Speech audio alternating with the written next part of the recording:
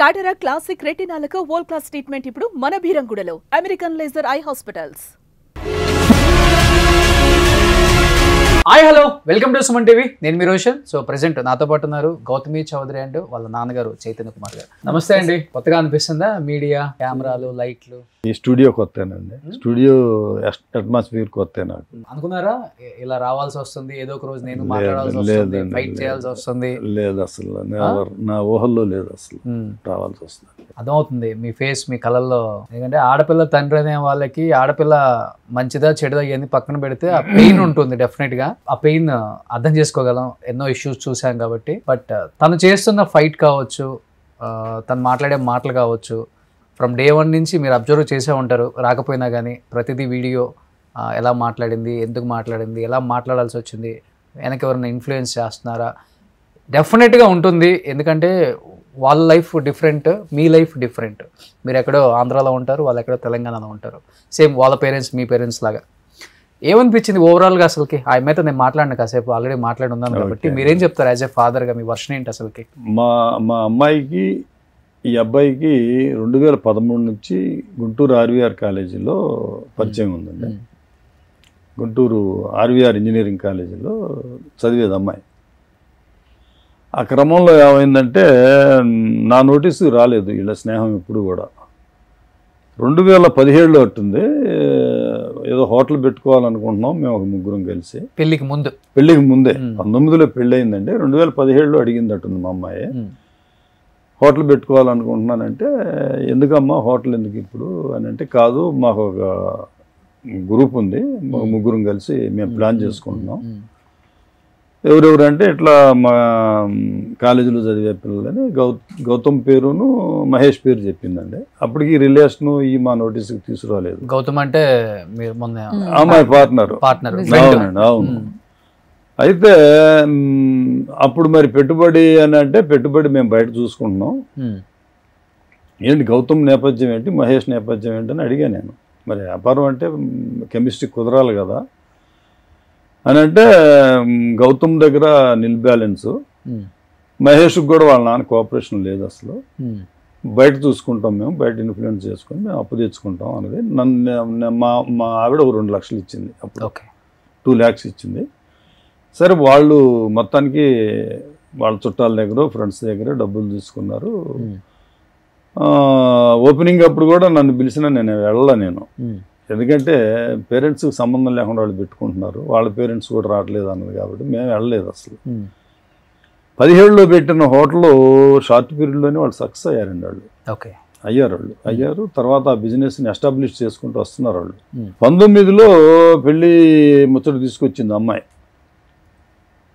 తీసుకొని వస్తే, అమ్మ ఆలోచించుకో నువ్వు పెళ్ళి అంటే లేదు బాబు మేము 6 years నుంచి రిలేషన్లో ఉన్నాం, నాకు నమ్మకం ఉంది అబ్బాయి మీద, నన్ను బాగా చూసుకోగలడు అని నమ్మకం నాకు ఉంది. ఏంటి 6 సంవత్సరాల్లో ఫస్ట్ టైం చెప్పింది మీ అమ్మాయి అప్పుడే మీకు? అంటే పెళ్ళి అనేది లేదంటే మా ఆవిడకి చెప్తే మా ఆవిడ అన్నదంట నువ్వు తిరగమాక అన్నదంట.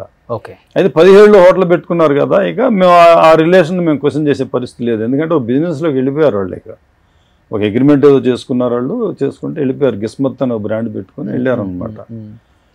ఇక ఆ క్రమంలో ఏమైందంటే పెద్దలు మేము కూడా మాట్లాడితే బాగుంటుంది కదా మేమని ఫస్ట్ మేమే వెళ్ళాం వాళ్ళ ఇంటికి. ఎందుకని అంటే నాది కూడా ఇష్టపడి చేసుకున్న పెళ్ళే, లవ్ మ్యారేజ్. లవ్ అండి, లవ్ అని చెప్పుకోవడం అని కాదులే, ఇష్టపడి చేసుకున్నాం మేము, దానికి లవ్ అని కవరేజ్ కాదులేండి, చేసుకున్నాం.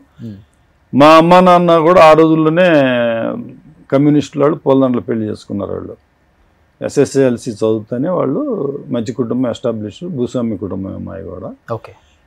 సరే వెళ్ళి మాట్లాడామండి. మాట్లాడిన తర్వాత ఆయన కూడా ఏమన్నాడంటే, నా పిల్లగాడు కరెక్ట్గా ఉండకపోవచ్చు, మీరు ఆలోచించుకోండి. ఫస్ట్ పోయినప్పుడు ఏమైందంటే ఆయన మాట్లాడే విధానం కూడా ఇంట్లో ఆడవాళ్ళకి రెస్పెక్ట్ ఇవ్వకుండా, ఆయన ఒక పెత్తందారులాగా. ఎందుకంటే ఇప్పుడు భార్య అంటే మనతో ఈక్వల్ కదా, పైగా ఆ గ్రామ సర్పంచ్ కూడా చేసుందాం. నాకు ఎందుకో అట్మాస్ఫియర్ నచ్చలేదు. సరే ఏముంది లేదు, మన ముందు జరిగి ఉంటుందిలే ఆయన అనుకున్నానులే. కానీ మాట్లాడిన తర్వాత ఆయన కూడా సుముఖంగానే ఉన్నాడు, మా అబ్బాయితో మాట్లాడానండి, వాడు కూడా చెబుతున్నాడు అన్నాడు. వాడు ఏదో స్లీపింగ్ పిల్స్ కూడా మింగాడు, నేను చేసుకోవాల్సిందే అన్నాడు. హాస్పిటల్ అంటే అంత ముందు జరిగిందిలేండి అది, మేము కూడా వెళ్ళాం హాస్పిటల్. అంటే మీరు ఒక మాట అన్నారు, అట్మాస్ఫియర్ నాకు నచ్చలేదు ఆ ఇంట్లో ఆయన మాట్లాడే తీరు ఎలా ఉంది అప్పుడు? అంటే ఆయన ఒక మాట అన్నారు, నేను చుట్టుపక్కల ఒక 10 గ్రామాలను అడిగినా కానీ ఎవరినైనా కానీ ఒరే అని కూడా పిలవను, మీరు వెళ్ళి కనుక్కొని రండి, నేను అవసరమైతే నా చెప్పు తీసుకుని నేను కొట్టుకోవడానికి కూడా సిద్ధం అని చెప్పి ఒక మాట అన్నారు. సరే, ఇప్పుడు మీరు మీడియా వాళ్ళు అడిగితే నో ప్రాబ్లం, అసలు ఆయన అభిప్రాయాన్ని గౌరవించి అడగండి మీరు కూడా, నో ప్రాబ్లం, నేను కాదంట్లా. నా ఎదురుగా జరిగిన సిచ్యుయేషన్ చెప్తున్నాను. ఎందుకంటే మా ఇంట్లో ఆడవాళ్ళకి ఒక రకమైన ప్రాధాన్యత ఉంటుంది మాకు అసలు. ఆ ఇంట్లో నాకు ఫస్ట్ కనపడలేదండి. సరే, నేను కూడా దాన్ని పెద్ద పట్టించుకోవాలి, మొదటిసారి పోయా కదా అని నేను. తర్వాత ఈ మాట్లాడే క్రమంలో 2-3 సార్లు పోవడం, వాళ్ళు మా ఇంటికి వచ్చారు, మేము వాళ్ళ ఇంటికి వెళ్ళాం. మాట్లాడుకునే క్రమంలో నాకు ఎందుకో నచ్చట్లేదులే, కానీ మహేష్ మీద మాత్రం నాకు మంచి అభిప్రాయం ఉండేదండి. మహేష్ మీద మాత్రం మంచి ఒపీనియన్ ఉండేది ఫస్ట్ నుంచి కూడా. అయితే ఈ పెళ్లి చేద్దాం, పెళ్లి ముచ్చట్లు మాట్లాడుకున్నాం. ఈ పెట్టిపోతలు ఇవన్నీ మీకు తెలియదే ఉంది, ఇవన్నీ బంగారం ఇవన్నీ మామూలే అనుకోండి, అవన్నీ కాదు కావాల్సిందే. పెళ్ళి ఎక్కడ చేద్దాం అని అంటే నేను చేస్తానండి అన్నా నేను. సరే, ముందు నిశ్చితార్థం చేయండి అన్నాడు. మా నందిగామలోనే 30-40 లక్షలు ఖర్చు పెట్టి నేను కమ్మ కళ్యాణ మండపం అని నందిగామలోనే ఒక ప్రెస్టీజియస్ కళ్యాణ మండపంలో నేను నిశ్చితార్థం చేశాను. నేను చేసిన తర్వాత ఏమైందంటే, కానీ 200 మందికి కూడా భోజనం ఉన్నారు వాళ్ళు అని చెప్పి అన్నారు ఆయన. వీడియోలు ఉంటాయి కదా సార్. ఇప్పుడు అబద్ధం ఆడాలన్నా కూడా దానికి ఒక ఇది ఉండాలి. అసలు అబద్ధం ఆడొచ్చు, కానీ నేను నందిగామలో మొదటి నుంచి కూడా సోషలైజ్ అయ్యి ఉన్నానండి.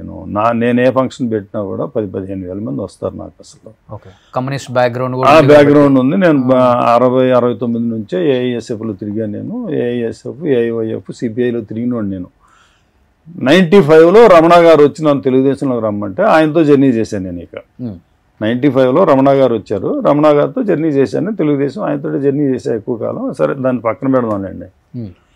తర్వాత ఏమైందంటే, మళ్ళీ పెళ్ళి దాని గురించి వాళ్ళ ఇంటికి వెళ్ళినప్పుడు ఆయన మళ్ళీ అదే రకమైనటువంటి వెర్షన్, భార్యను అసలు మాట్లాడిట్లా, అసలు మాట్లాడిట్లా అని చాలా వల్గర్గా అసలు ఆమె నోరు తెరిస్తేనే చేస్తున్నాడు. నాకు ఎందుకో నచ్చలే అసలు. మళ్ళీ చెప్పి అమ్మాయికి, అప్పటికి 30-35 లక్షలు ఖర్చు పెట్టి నేను అందరినీ పిలిచి నిశ్చితార్థం చేసినోడిని, అమ్మా ఈ ఇల్లు కరెక్ట్ కాదనిపిస్తుంది నాకైతే ఇష్టం లేదు. ఏ తండ్రి చెప్పడండి, నిశ్చితార్థం అయిన తర్వాత ఆగమని ఏ తండ్రి చెప్పడు అసలు. కానీ నేను చెప్పి అమ్మాయికి వద్దమ్మా అని. అమ్మాయి అన్నది కాదు, మహేష్ మీద నమ్మకం ఉంది నాకు. కానీ మీకు కూడా ఉంది మహేష్ మీద నమ్మకం? నాకు నమ్మకం ఉంది. అయితే మహేష్ వచ్చాడు మా ఇంటికి, మామయ్య అటువంటిది ఏం జరగదు, నేను గౌతమికి ఎక్కడ కూడా గౌరవానికి భంగం లేకుండా నేను చూసుకుంటా అన్నాడు. అయినా కూడా నేను ముందడుగు వేయలేదండి, నేను ఇట్లా కూర్చున్నా.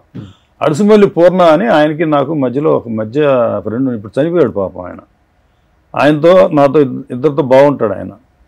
సరే, ఆయన వచ్చాడు నా దగ్గరికి. ఎందుకు చిన్ని ఏంటంటే, ఏమనండి నాకైతే ఇది పెళ్ళి కదా ఇది అని అంటే, లేదులే నేను ఏం కాదులే, పిల్లగాడు మంచోడులే అన్న తర్వాత, సరే నేను ఎమ్మడి పెట్టుకొస్తాలే బాబు గారు అన్నాడు. వచ్చారు. మళ్ళీ వచ్చాక పెళ్ళి ఆడ చేస్తారు బాబు గారు అంటే, మీ ఇష్టం అండి, ఎక్కడ చేయమంటే ఆడ చేస్తా అన్న. ఒక 2 రోజులు అన్ని కళ్యాణ మండపాలు తిరిగామండి. విజయవాడ చుట్టుపక్కల అన్నీ తిప్పాడు ఆయన. తెప్పి ఆఖరికి ఏమన్నాయంటే, బావగారు నేను మా ఊళ్ళో చేసుకుంటాలేండి, ఏ కళ్యాణ మండపం కూడా సరిపోయేటట్లేదు, మా ఊళ్ళో చేసుకుంటాను అన్నాడు. సరే, నేను కూడా మా ఆవిడతో అమ్మాయితో మాట్లాడిన తర్వాత, సరే చేసుకొని బాబు ఎక్కడైతే ఏముంది అని చేసుకుంటాను అన్నాడు కదా. ఆయన చేసుకున్నాడు. ఆ ఖర్చుల్లో మేము కూడా షేర్ ఇచ్చాం. 2 కోట్లు అయిందా పెళ్లికి? ఎందుకు అవుతుందండి 2 కళ్యాణ మండపం కట్టారా సార్? ఎందుకు సెట్టింగ్ ఏమైలా పెళ్లికి? ఆల్రెడీ రాయల్ హంపి అని ఒక కళ్యాణ మండపం ఉంది అక్కడ. ప్యాడీ ఫీల్డ్స్ అంట లీజుకి తీసుకున్నారంట, ఏది పార్కింగ్ చేయటానికి. మరి ఎన్ని ప్యాడీ ఫీల్డ్స్ తీసుకున్నారో, వాళ్ళకి ఎంత లీజ్ కట్టారో వీళ్ళు ఊర్లో చాలా లాక్కున్నారు. మైనారిటీస్ కూడా బెదిరించి ఒక మార్కెట్ డైవర్ట్ అని కాదు, అలాంటి వాళ్ళు ప్యాడీ ఫీల్డ్స్ ఫార్మర్స్ కి డబ్బులు ఇచ్చి లీజ్ తీసుకున్నారని నేను అనుకోను. సరే, ఆయన వర్షన్ 2 కోట్లు అయింది, ఒకటే కొడుకు కాబట్టి గ్రాండ్ గా చేశారండి. ఓకే, కానీ మీ నాన్నగారి వర్షన్ అసలు ఆయనకి నిశ్చితాంబుదాలకి fatherకి గుర్తులేదేమో భోజనాలు కానీ- పెట్టని చేతగాకి పెళ్లి నా దగ్గర చేసుకున్నారు, 2 కోట్లు అయిందన్నారు. కానీ మీ నాన్నగారు ఒక మాట అన్నారు, పెళ్లికి అయిన ఖర్చులలో నేను కూడా నా షేర్ నేను ఇచ్చానండి. ఇచ్చానండి. మీరు 1 కోటి రూపాయలు ఇచ్చారు ఆయన? లేదండి, 40 లక్షలు అడిగాను. 40 లక్షలు అడిగాడు ఆయన. అవునండి, ఆ, 80 లక్షలు అయిన బావగారు మొత్తం అన్నట్టు నేను 40 లక్షలు ఇచ్చేశారు. ఇచ్చేసాను నేను. ఓకే. అవునండి, White. అయిపోయిందా, ఇచ్చేసాను, డబ్బులే ఇచ్చా. ఆ, ఇంక పెళ్ళైన తర్వాత ఆ ఇంట్లో అమ్మాయి గడపడానికి కూడా పెద్ద పరిస్థితులు అనుకూలంగా ఉండవండి వాళ్ళు, ఎందుకంటే వాళ్ళకి బాగా అతిశయం ఎక్కువ. ఉమ్, అప్పటికి ఏంటంటే ఇంకా ఏదో కోట్లు తేవాలని, ఇంకా ఏదో డబ్బులు తేవాలని, ఉమ్, ఈ రకమైన మనస్తత్వంలోనే ఉండేవాడు ఆయన. ఇప్పుడు అవునా? ఎందుకంటే మనం ఆరోపణలు చేయకూడదు ఆయన మీద. ఉమ్. నన్ను ఎందుకంటే నా